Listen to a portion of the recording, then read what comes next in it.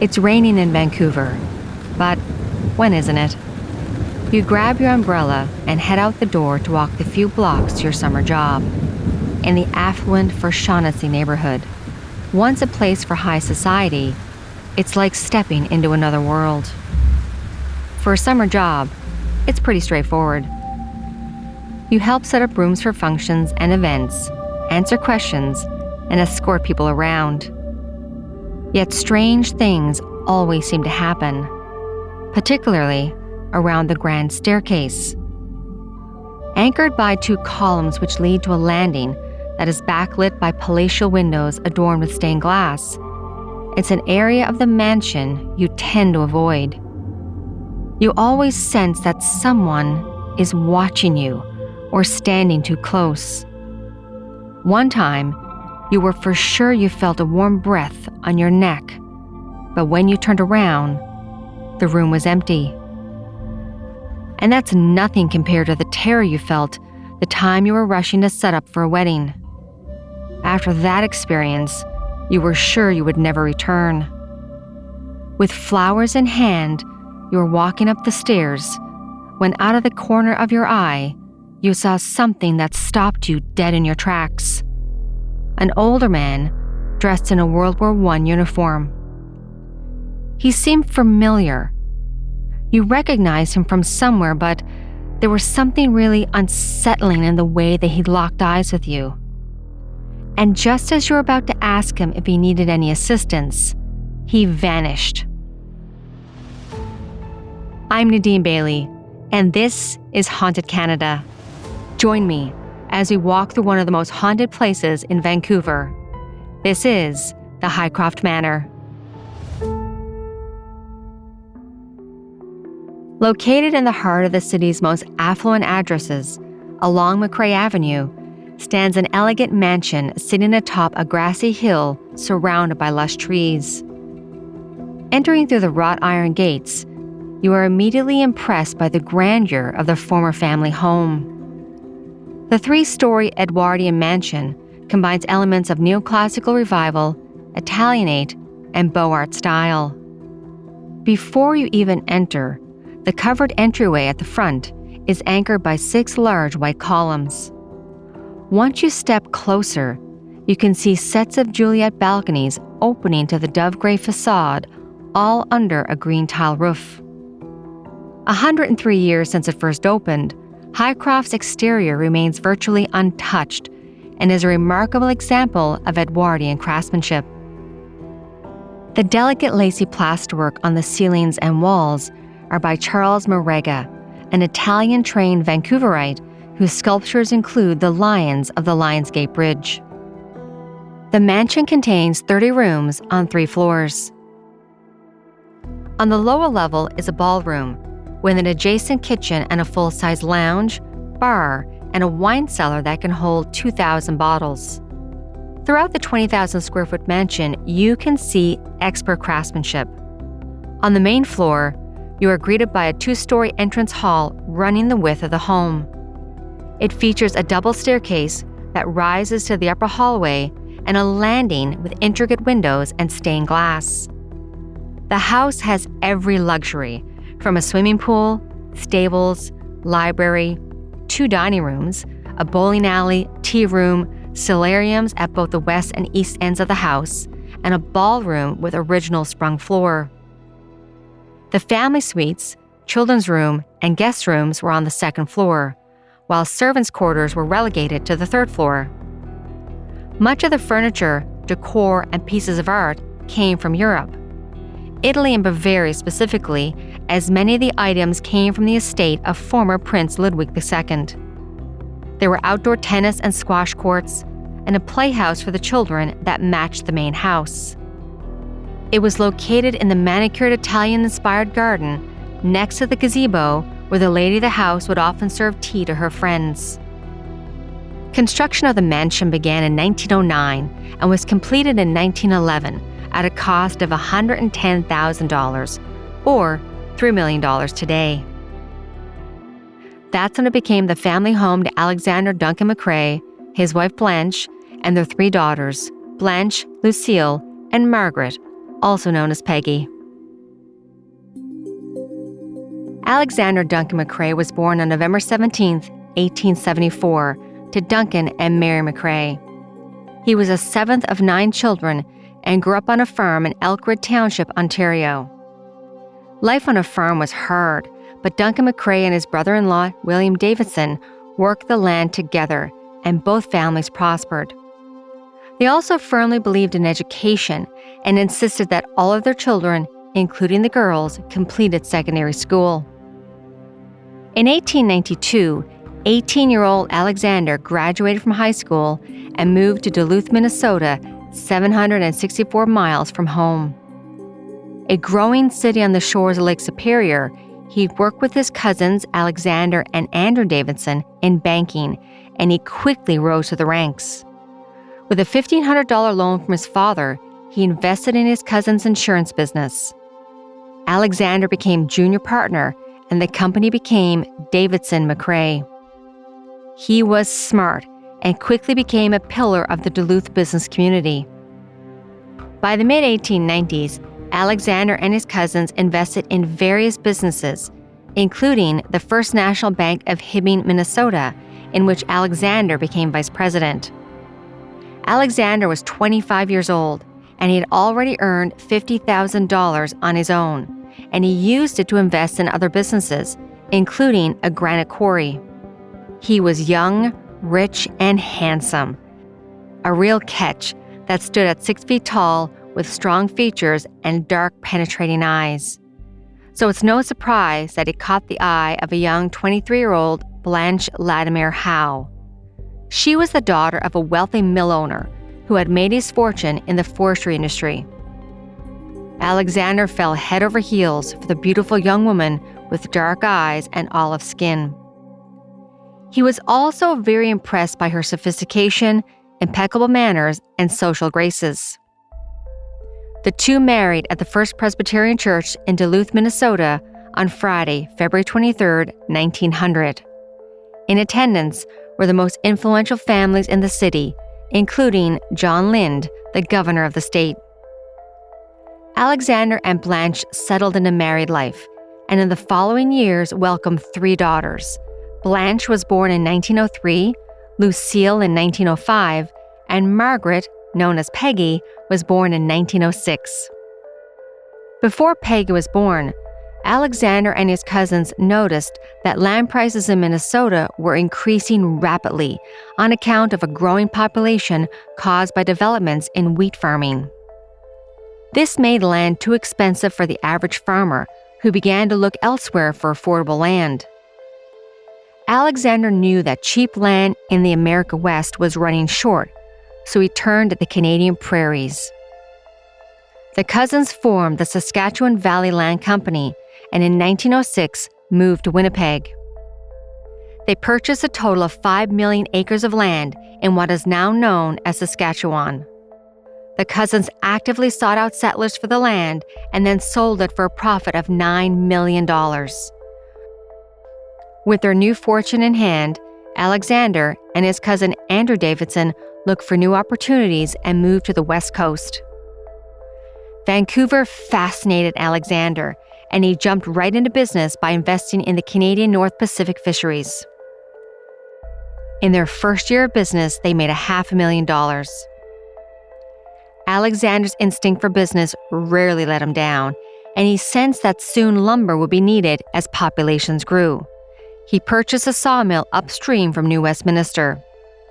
To support his investment, he acquired related companies including the Canadian Tugboat Company and the Comox Logging and Railway.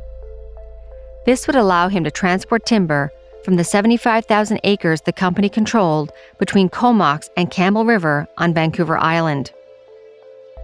His company quickly became the largest lumber and wood manufacturing company in the world, and in the process, he built one of the most beautiful homes in all of Vancouver.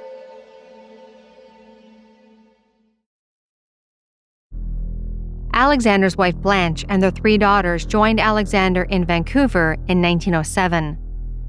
2 years went by when an appropriate family home was yet to be found. That's when Alexander came across a new development called the Shaughnessy, which was advertised as, quote, the most wonderful residential section of Vancouver's future, end quote. He was inspired by the Gilded Age mansions built between 1870 and the early 20th century by some of the richest people in the United States. Hycroft was built, as I mentioned earlier, at a cost of $100,000, when the average price to build a home in 1911 was $2,000. The house had every luxury. Blanche McRae and their 3 daughters wanted for nothing. It was a perfect place to entertain family and friends, and the couple were always trying a new dance, game, or food.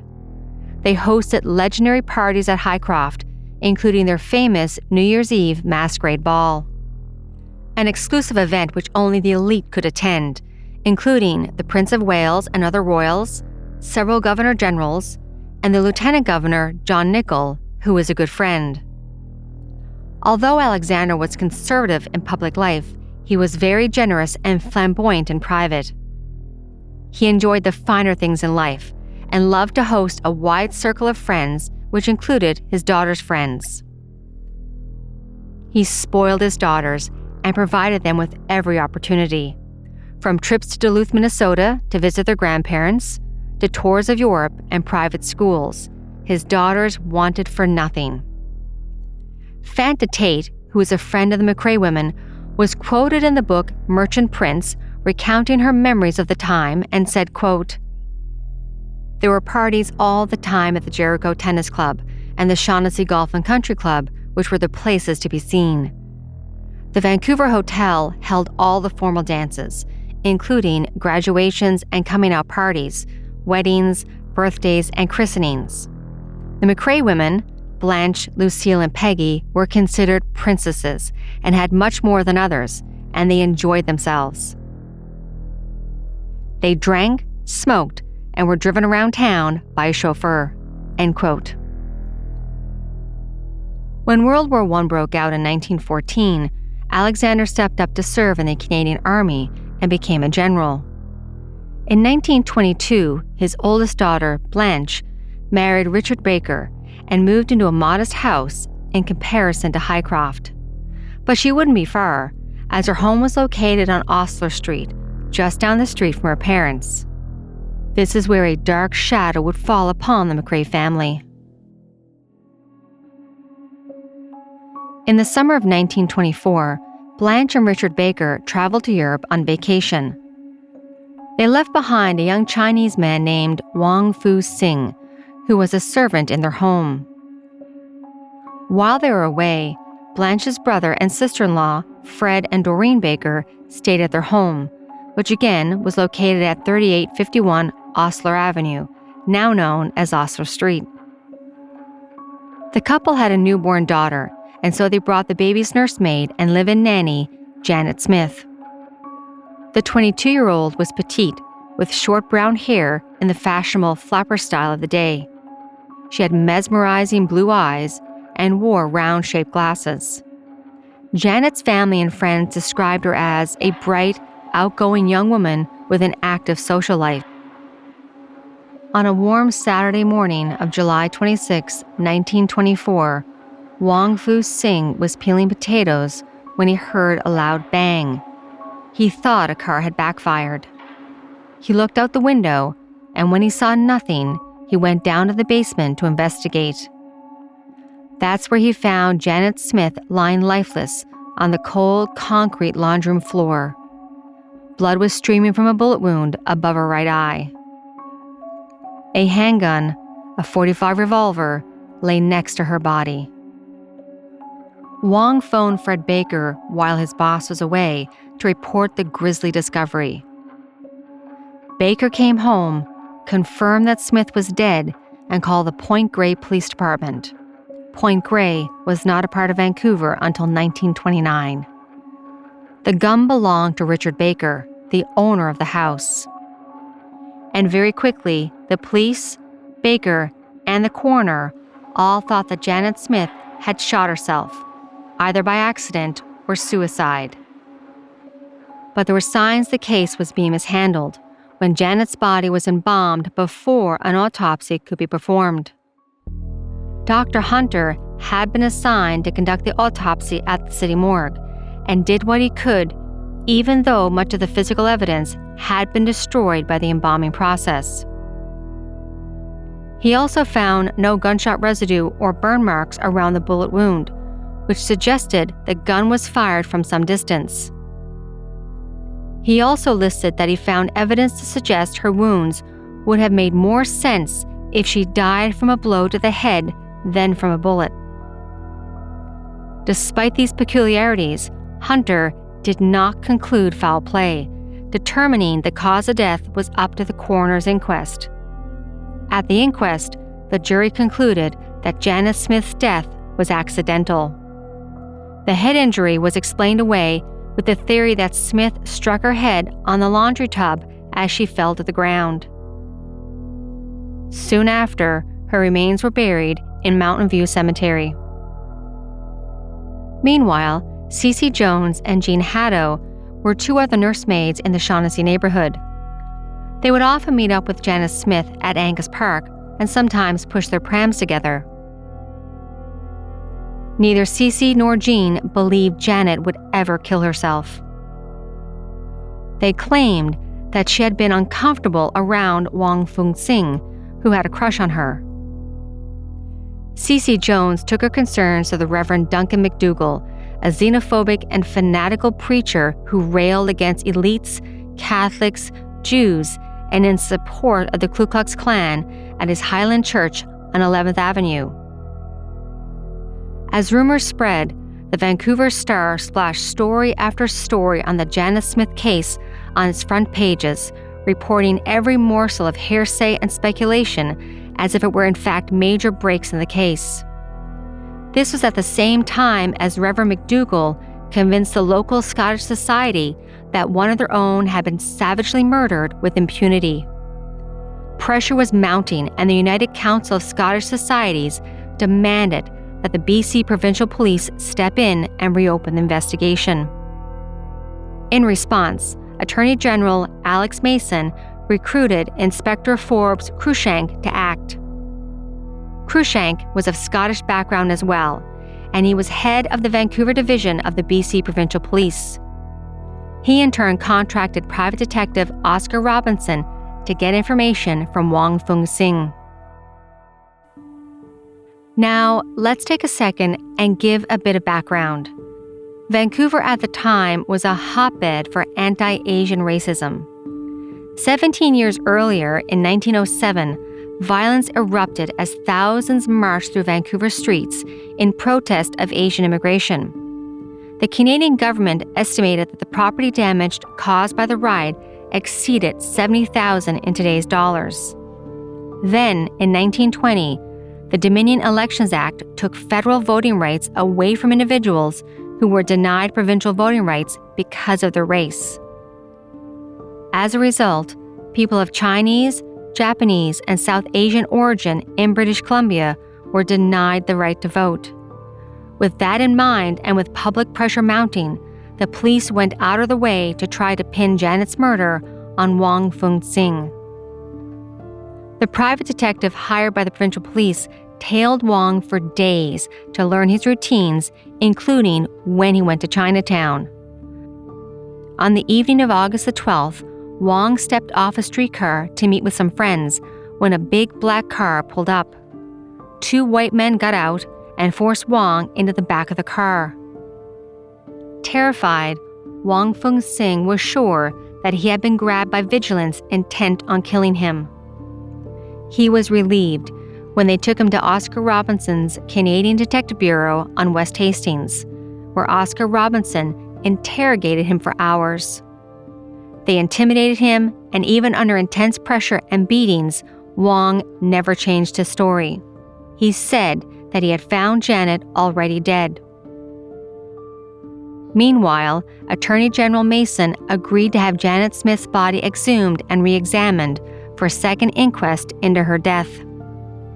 The second inquest was more exhaustive than the first, and the jury this time concluded that Janet Smith was indeed murdered. But the evidence, as much as it provided morbid entertainment for the newspaper readers and the crowds that turned out, did not point to a killer. Months went by as the rumor mills churned out conspiracy theories, but there was no real break in the case. Eventually, attention turned back to Wong Fun Sing. On March 20th, 1925, there was another crime committed when the Bakers reported Wong missing. As it turned out, he had been abducted again. This time, his captors wore the white pointy hooded robes of the Ku Klux Klan, and although they weren't members, they still terrorized poor Wong Fun Sing. In a house on West 25th Avenue, he was chained and tortured for 6 weeks. His story never changed, and somehow he survived.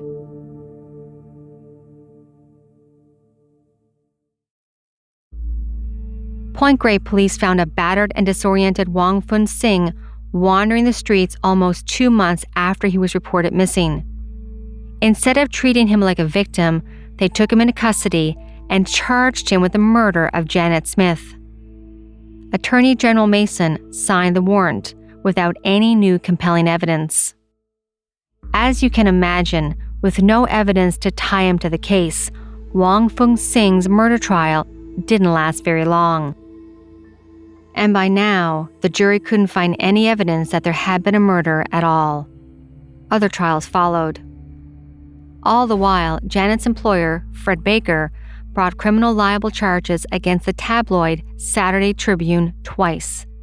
They were the suspected perpetrators of the second Wong Fun Sing abduction, and their stories were some of the most sensational the city had ever seen. The case became corrupt to the core, and in the end, there were 2 victims, and neither saw justice. Once the trial ended, Wong Fun Sing returned to China, and Janet Smith's killer was never brought to justice.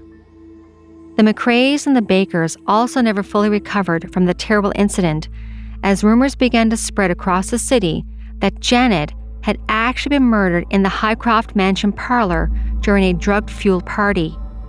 The most detailed account came from a self-proclaimed clairvoyant who claimed to have attended the function in the flesh and in her dreams. Fred Baker insisted that there was no party of any kind, but Baker was, as Scotland Yard records attest, an international drug smuggler and therefore probably not the most reliable source. The conspiracy theory claimed Janet's body was allegedly transported from Hycroft through the underground tunnels to the basement of Osler Street just blocks away. After the horror of being in the spotlight, Alexander McRae and his family laid low for a little bit until 1926 when he entered the political arena. He became a member of parliament representing the Vancouver West District. In 1931, he was appointed to the Senate. It seemed the dust had settled and life moved on at Hycroft until tragedy struck again when Blanche McRae passed away on November 10, 1942. After his wife passed away, Alexander spent most of his time in Ottawa and found little use for Hycroft, so that same year he donated the mansion, fulfilling his role as a senator. The cost to upkeep Hycroft became too expensive, so in 1942, Alexander McRae donated Hycroft to the federal government for $1.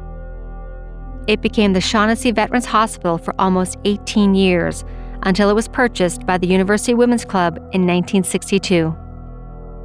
Now, we have no way of knowing for sure when the unexplained sightings first began, since the McRaes resided in the home for years after Janet Smith's death, and then the mansion became a hospital, which added its own tragedy to the mix.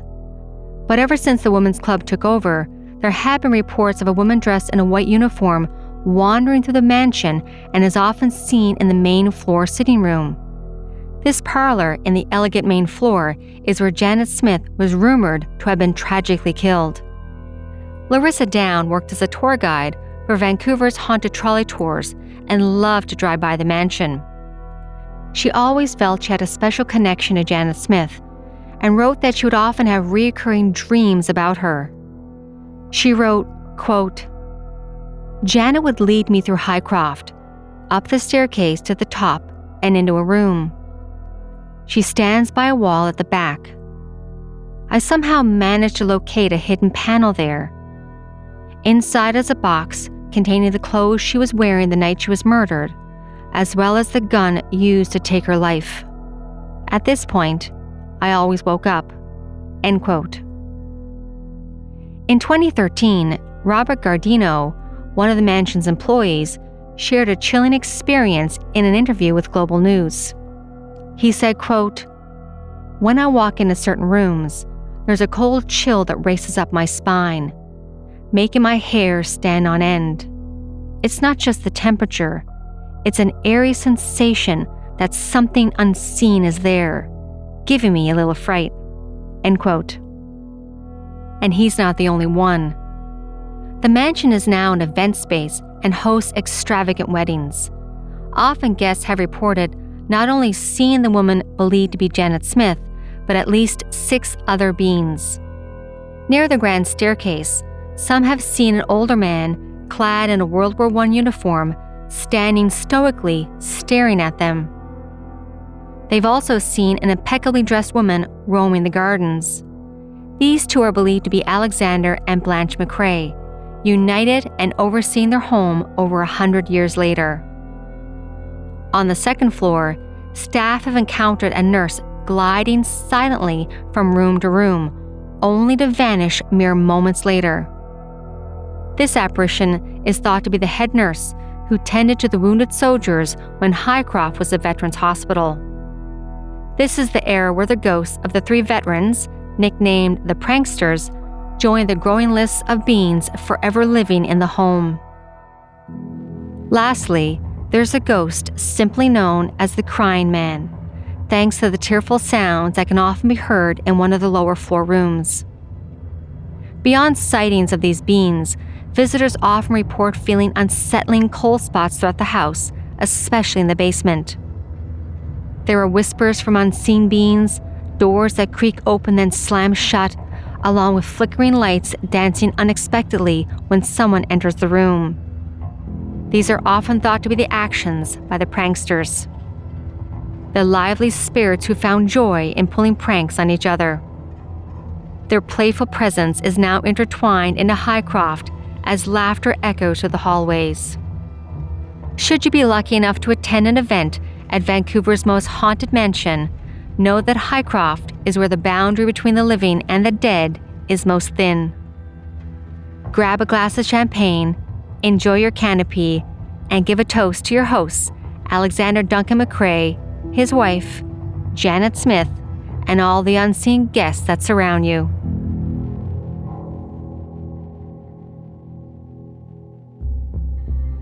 Thank you for joining me on our journey through one of Vancouver's most exquisite mansions, Hycroft.